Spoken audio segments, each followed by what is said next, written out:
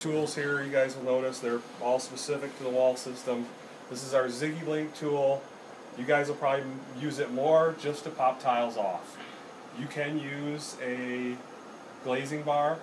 If you're familiar with a glazing bar, it's a really small pry bar with a 90-degree bend on the end, but it works the same as this. We can get these if you need more of them.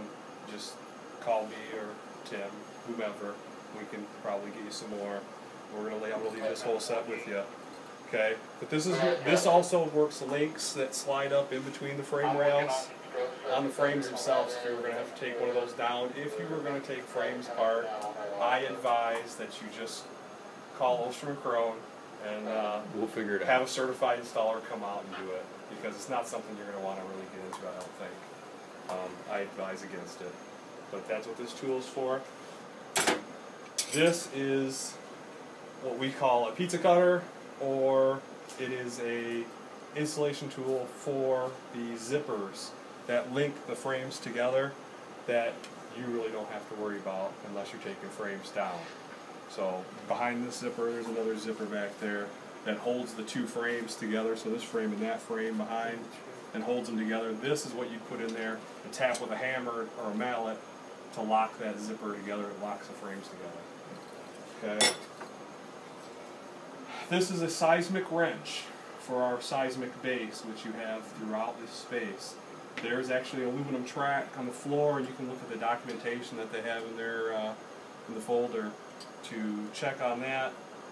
This tool is what releases the levelers that are in the bottom of all these frames. There's an aluminum channel shot to the floor, directly to the floor. This is the tool that adjusts that and unlocks it from the floor. So if you had to remove frames. This is the leveler glide wrench to adjust the frames up and down.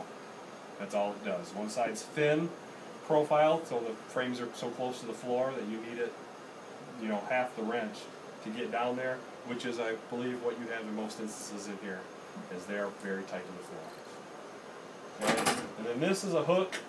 We use the hook to get the zippers out, and if you have to get trim out that you can't get with your fingers, I advise using one of these, but be very careful with it. And if you want to take a look at it, it is super sharp.